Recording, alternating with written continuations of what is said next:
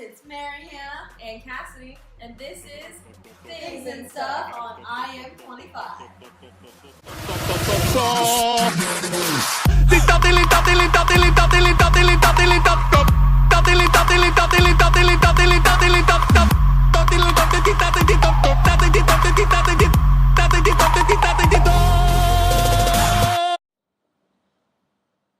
Hey Cassidy.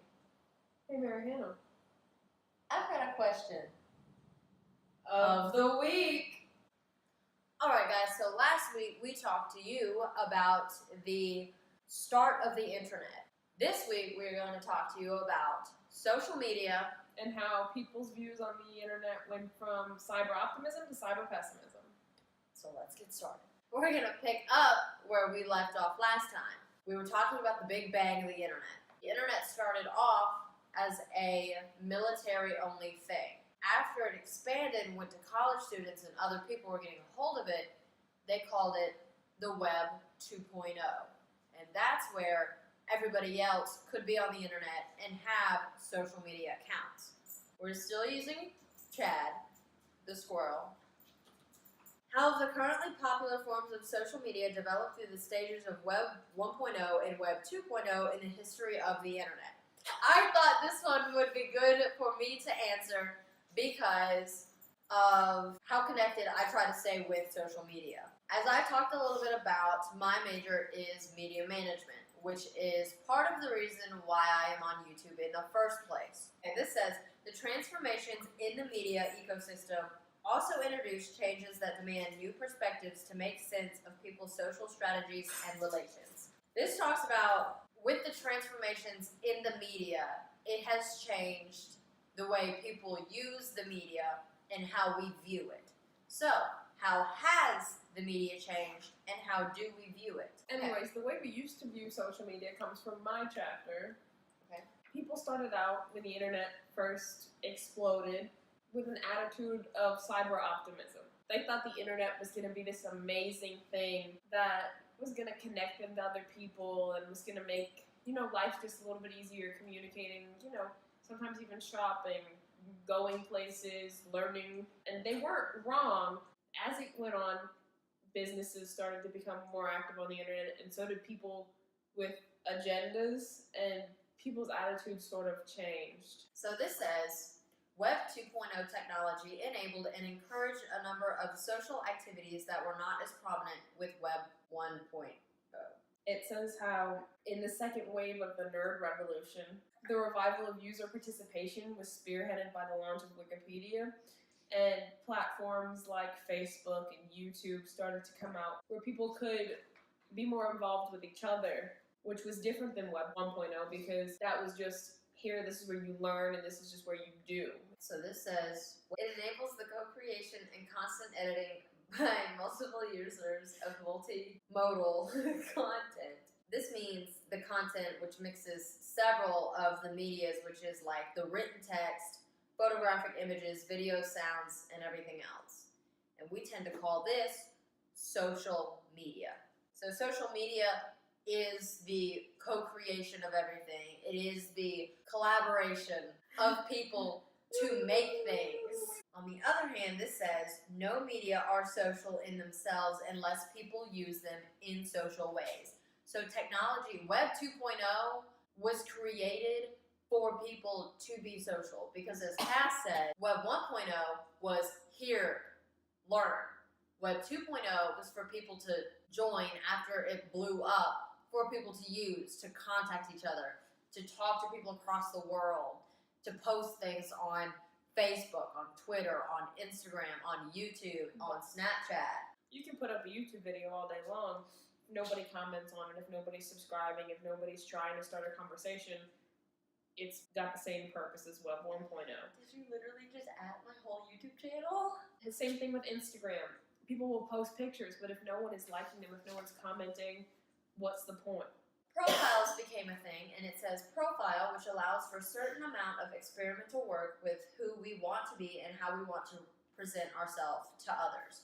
So, how you want to look to people who follow you on Instagram, how you want to look to people when you post a video, that is your profile. That's your social media profile. That is your cyber footprint. That's who you are on the internet. The way people present themselves and people's agendas online are also what caused people's attitude toward the internet to change. People realized that people didn't have to be themselves online. It was easy for other people to hide things or overshare or for people to take other people's information. It made cyber pessimists sort of come out and say, wow, yeah, you thought this whole internet thing was going to be great, but it turns out it's causing more harm than good. This says, our social presence is different from, but often overlapping with, our individual persona. So we present ourselves differently on social media because we know we can. For example, users prepare their performance, snapping the photo, deleting it, snapping a new one, cropping it, filtering it, captioning it, tagging it, etc. Cyber pessimism. That's why cyber pessimists are afraid of the internet, or not afraid, but are questioning the internet, because we get to choose what people see and what they don't see. So we've talked about cyber optimism, which is just, yes, this internet is a great thing. We're going to be able to socialize easier. We're going to be able to further technology. We're going to be able to learn new things, which is all true.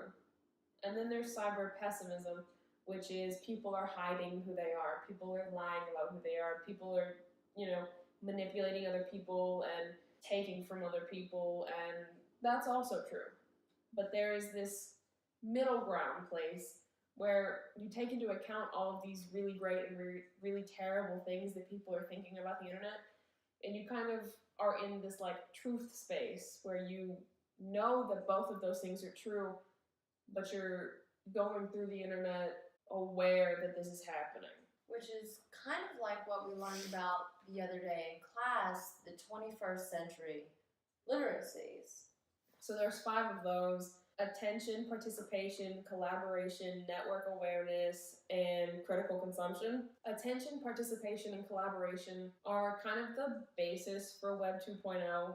You can be just a consumer, but if you're not also putting things out there or also contributing, you're not using the internet to its fullest. And if you're not working together, if you're not trying to solve problems socially, if you're not, communicating through the internet, you're falling short of its goal, I guess. And then there's network awareness. Reminds you that no matter what you're putting out there, someone else that you don't know is going to see it. Critical consumption, which covers more of the pessimist side of, the cyber debate, taking into account the fact that, yes, people do lie on the internet, people take advantage of other people on the internet, people steal information. Looking at the sources, you're looking at who's sharing it, who's putting it out, where they're getting their information from, and it kind of just makes you a more critical consumer and more aware of your cyber surroundings than you generally would have been before. The whole lesson that we are learning, you are the internet. You are the new media, but you are the internet. Consumer, participant, and otherwise. Thank you for my view. You're participating in the internet. Thanks for coming to our trash talk. We will see you guys some other Monday. I don't remember how I was supposed to do this, but I think this was it. Mine was a lot less complicated. Am I in labor or am I